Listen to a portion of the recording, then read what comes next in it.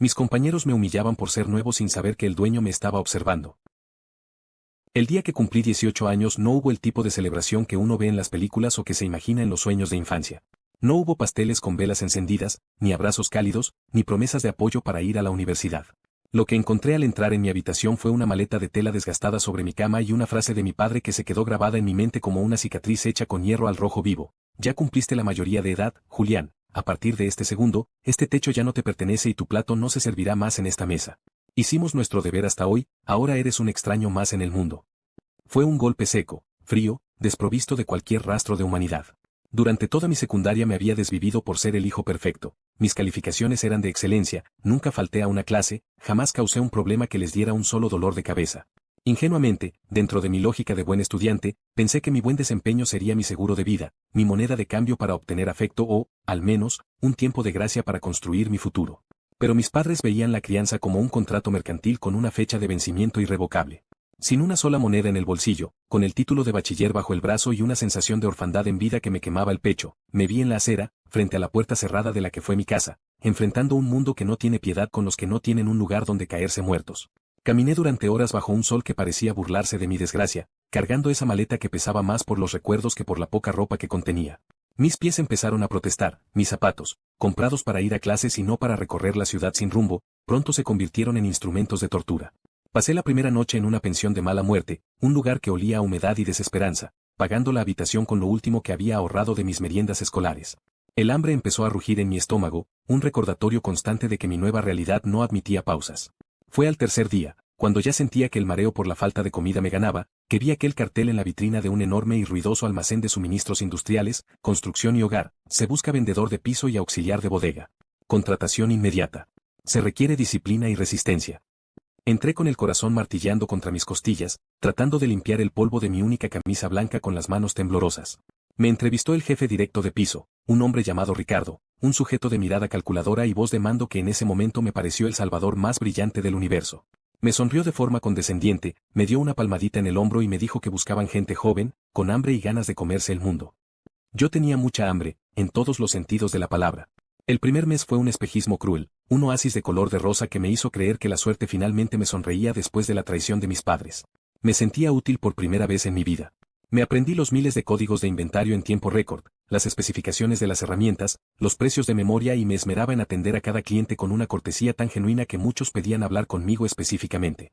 Pensaba, con la ilusión de quien no conoce la maldad humana, que si trabajaba el doble que los demás, si llegaba antes y me iba después, pronto podría alquilar una habitación digna, dejar de dormir entre chinches y, quizás, empezar a ahorrar para la carrera de ingeniería que tanto soñaba.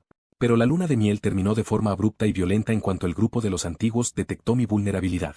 Se dieron cuenta de que estaba solo en el mundo, que no tenía a nadie que me respaldara y que necesitaba ese sueldo de forma desesperada para no terminar durmiendo en un banco de parque. El ambiente laboral, que al principio parecía de camaradería, se transformó en una ciénaga de toxicidad absoluta. El clan de los veteranos, liderado por un tipo prepotente llamado Esteban, que llevaba 10 años en la empresa y se creía el dueño del asfalto y de las almas de los empleados, me marcó como su presa personal. «Oye, el huérfano», me gritó Esteban una mañana frente a todos, arrojando un fardo de pesadas cajas de baldosas de cerámica de 50 kilos frente a mis pies, casi rompiéndome los dedos. «Los pasillos 4, 5 y 6 son un asco y hay que reponer todo el stock de cemento. Ricardo dice que te toca a ti hoy. Olvida tu hora de almuerzo y olvida tu descanso. Quiero esto inventariado, etiquetado y organizado por gramaje antes de que el reloj marque las 2, o te reporto por bajo rendimiento». «Pero Esteban», respondí, intentando mantener un tono profesional a pesar de que el cansancio ya me quemaba la espalda, «ese es el sector que Ricardo te asignó a ti en la reunión de la mañana. Yo tengo que terminar de despachar los pedidos de la zona de carga para el cliente que viene en media hora». Él se acercó tanto que pude oler su desprecio mezclado con café rancio. Su dedo índice se clavó en mi pecho con una fuerza innecesaria. «Escúchame bien, muerto de hambre. Aquí las reglas no las dicta el Manual de Recursos Humanos, las ponemos nosotros, los que hemos sudado esta camiseta mientras tú todavía estabas en pañales. Eres un don nadie, un desecho que tus propios padres tiraron a la basura. Si quieres conservar este maldito puesto y tener algo que llevarte a la boca esta noche, harás lo que yo diga, cuando yo lo diga y sin chistar. El derecho de piso en este almacén se paga con sangre, sudor y silencio, no con quejas de niñito brillante. A trabajar». A partir de ese día, mi jornada laboral se convirtió en un infierno sistemático diseñado para quebrarme. Empezaron con un bullying que rayaba en lo sádico. Se burlaban de mi ropa, como solo tenía 2 camisas, las lavaba todas las noches a mano en el lavabo de la pensión, pero el desgaste por los químicos del almacén era evidente. En el comedor, el trato era inhumano. Si yo intentaba sentarme en una mesa vacía, ellos se levantaban al unísono, haciendo ruidos de asco y exclamando a viva voz, ¿huelen eso? Huele a fracaso y a calle, mejor nos vamos antes de que se nos pegue la pobreza. Me dejaban solo en medio del silencio absoluto, mientras sus risas resonaban desde la otra punta del salón, burlándose de mi humilde comida, un trozo de pan y un poco de queso. Llegaron incluso a sabotear mi trabajo de forma criminal. Me escondían las herramientas de mano, me borraban los registros de ventas del sistema informático cuando me levantaba por un segundo, para que al final del mes mi productividad pareciera nula ante la gerencia. Me asignaban las tareas más peligrosas y degradantes, me hacían limpiar los ductos de grasa de la maquinaria pesada sin guantes ni mascarilla, o me obligaban a descargar camiones llenos de bultos de cemento bajo un sol abrasador mientras ellos se quedaban en la oficina con aire acondicionado, riéndose de cómo mis pulmones se llenaban de polvo gris. Lo más doloroso de todo fue cuando intenté buscar justicia. Una tarde, con los dedos sangrando por el roce de las cajas y las lágrimas de impotencia nublándome la vista, busqué a Ricardo, el jefe directo. Pensé que, como hombre de negocios, valoraría mi impecable desempeño y mis ventas, que eran las más altas a pesar del sabotaje. Señor Ricardo, necesito hablar con usted de carácter urgente, le dije, entrando en su oficina con el cuerpo temblando de agotamiento. El ambiente con Esteban y los antiguos es insoportable. Me insultan, me cargan con todo su trabajo físico, me hacen bullying frente a los clientes y hoy borraron mis facturas del sistema. No es justo, yo estoy cumpliendo con todo y más. Ricardo ni siquiera se molestó en levantar la vista de su computadora. Siguió revisando sus planillas con una indiferencia que me dolió más que los mismos insultos de mis compañeros. Bostezó y, con un tono de voz gélido, me hundió en la miseria. Mira, Julián, no me vengas con chismes de guardería. Aquí no me importa quién le cae bien a quién. Eres el nuevo, y en este negocio, el nuevo es el último en la cadena alimenticia. Es normal que te pongan a prueba. Si no puedes aguantar la presión de un almacén, quizá tus padres tenían razón al echarte de casa, tal vez simplemente no sirves para la vida real. Aquí no pagamos por llorar, pagamos por resultados. Si Esteban y los demás te tratan así, por algo será.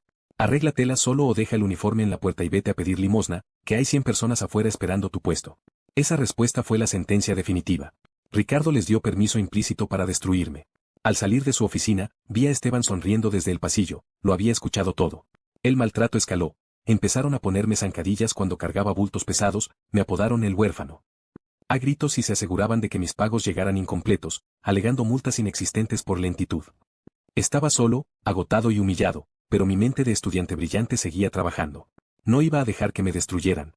Me tragaba el dolor, me lavaba la sangre de los nudillos y volvía al piso de ventas con la cabeza en alto, sin saber que una visita inesperada de la alta gerencia estaba por poner a prueba la verdadera estructura de ese almacén de pesadilla. Los 2 meses siguientes a mi conversación fallida con Ricardo no fueron simplemente difíciles, fueron una lección diaria sobre la resistencia del espíritu humano frente a la crueldad absoluta. Cada mañana, cuando el despertador de mi lúgubre habitación en la pensión sonaba a las 5 de la madrugada, mi cuerpo entero protestaba con un dolor sordo y profundo. Tenía las manos agrietadas por el polvo del cemento y los químicos de limpieza, la espalda me ardía como si tuviera brasas bajo la piel y mis pies, siempre húmedos por el sudor y el calzado barato, se sentían como bloques de plomo. Pero más que el dolor físico, lo que me aplastaba era el aislamiento. En ese almacén de techos altos y pasillos interminables, yo era un fantasma que cargaba bultos, un paria al que se le permitía existir solo para absorber el trabajo que los demás se negaban a realizar. El bullying de Esteban y su séquito de antiguos, hombres que habían olvidado lo que era empezar desde abajo, se volvió un deporte institucionalizado. Ya no se conformaban con esconderme las herramientas o burlarse de mi situación de calle. Ahora, el sabotaje era estratégico. En una ocasión, pasé 4 horas organizando meticulosamente el área de tornillería y herramientas de precisión, clasificando miles de piezas por milímetros y materiales. Era un trabajo que requería una concentración absoluta.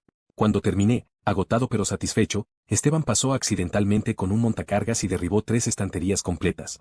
Las piezas volaron por todo el pasillo, mezclándose en un caos metálico imposible.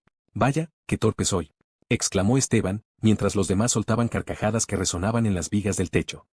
Parece que el niño genio tendrá que quedarse un par de horas extra después del turno para arreglar su desastre. Porque si mañana el inventario no cuadra, Ricardo te pondrá de patitas en la calle, y ya sabemos que no tienes a dónde ir, ¿verdad, huérfano? Me quedé allí, de pie, mirando el desastre en el suelo. Sentí un impulso violento de gritar, de lanzarme contra él, pero recordé mi maleta en la pensión y el hambre que me esperaba si perdía este empleo. Me tragué la bilis, me arrodillé y empecé a recoger pieza por pieza bajo la mirada burlona de mis verdugos. Ese día no cené, me quedé en el almacén hasta la medianoche, solo con la luz de emergencia, sintiendo que las paredes me vigilaban con la misma indiferencia que mis padres.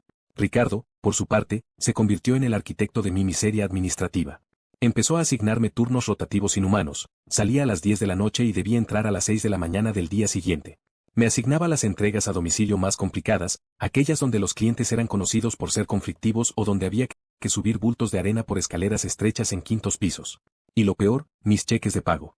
Cada quincena, el monto era menor. Cuando le reclamaba, él simplemente señalaba con su bolígrafo una lista de faltas administrativas inventadas, llegada tarde por 2 minutos, uniforme con manchas de grasa que él mismo me obligaba a limpiar sin protección, o baja eficiencia en ventas, a pesar de que yo era quien más despachaba. Agradéceme que no te cobro por el aire que respiras aquí, Julián, me dijo una tarde, mientras contaba fardos de billetes frente a mí con una sonrisa cínica. Si no te gusta el sueldo, busca otro lugar. Ah, ¿verdad? Que nadie contrata a un chico que fue desechado por su propia familia sin referencias. Quédate en tu rincón y sigue cargando cajas. El clímax de la humillación llegó una tarde de lluvia torrencial. Esteban y los otros antiguos decidieron que sería divertido limpiar el área de carga. Me obligaron a salir bajo la lluvia, sin impermeable, para mover unos palés de madera que supuestamente estorbaban. Mientras yo me empapaba y tiritaba de frío, ellos se encerraron en la cabina de control, riéndose y grabándome con sus teléfonos móviles. Me hacían señas de que me faltaba un palé allá, o que acomodara aquel otro más lejos, solo para verme correr bajo el agua. Me sentí como un animal de circo, una sombra de aquel estudiante brillante que alguna vez soñó con diseñar puentes. En ese momento, bajo el agua fría que se mezclaba con mis lágrimas de impotencia, algo dentro de mí se quebró, pero no de debilidad, sino de una determinación gélida. Si el mundo quería que fuera un trabajador, sería el mejor que jamás hubieran visto, aunque eso me costara la salud. Fue entonces cuando los rumores empezaron a correr por los pasillos como pólvora mojada. Se decía que el señor Benavides, el director regional y uno de los socios mayoritarios de la cadena, vendría a realizar una inspección de calidad y cultura organizacional. Ricardo entró en pánico. Pasó 2 días gritando órdenes, obligándonos a pintar paredes y a ocultar cualquier rastro de desorden. A mí me ordenó quedarme en la parte más profunda de la bodega, casi en la oscuridad. No quiero que el señor Benavides te vea, Julián, me advirtió Ricardo, tomándome del brazo con fuerza. Tu aspecto de muerto de hambre y tus manos sucias dan una mala imagen de mi gestión. Quédate en el pasillo 12, el de los químicos pesados, y no salgas de ahí hasta que yo te lo diga. Si te veo cerca de la oficina, estás despedido. El día de la visita, el almacén estaba sumido en un silencio tenso y artificial. El señor Benavides llegó sin previo aviso, media hora antes de lo acordado. Era un hombre mayor, de porte elegante pero con unos ojos pequeños y agudos que parecían escanear hasta el último átomo de polvo en las estanterías. No venía solo para ver los libros de contabilidad, venía a ver la operación.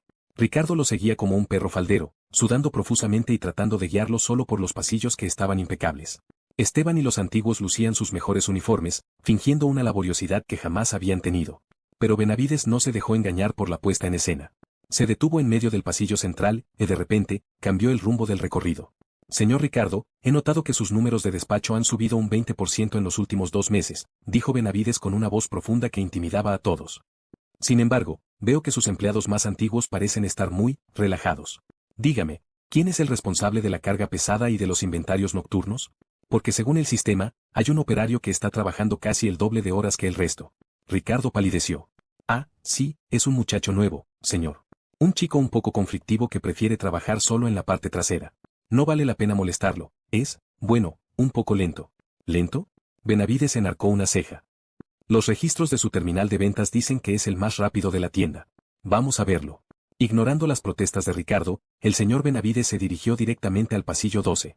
Allí estaba yo, con el rostro manchado de hollín, moviendo barriles de solvente que pesaban lo mismo que yo, en un rincón mal iluminado y sin ventilación. Estaba tan concentrado en mi labor, tratando de ignorar el mareo por los vapores químicos, que no me di cuenta de la comitiva hasta que Benavides se paró frente a mí. Joven, deténgase, ordenó Benavides. Me quedé helado. Solté el barril y me puse firmes, tratando de ocultar mis manos heridas detrás de la espalda. Ricardo me lanzaba miradas de muerte desde atrás del director, haciendo gestos para que me callara. ¿Cuál es su nombre?, preguntó Benavides, acercándose y notando de inmediato que yo estaba empapado en sudor y que mi uniforme, aunque limpio, estaba roto por el esfuerzo. Julián, señor. Julián Guerrero, respondí con la voz seca. Julián. Benavides se quedó en silencio un momento, observando las condiciones inhumanas del pasillo 12. Cuénteme una cosa, Julián. He visto que usted ha registrado ventas de gran volumen incluso después de su hora de salida. ¿Por qué se queda hasta tan tarde? ¿Es pasión por la empresa o hay otra razón? Sentí la mirada de Ricardo quemándome la nuca.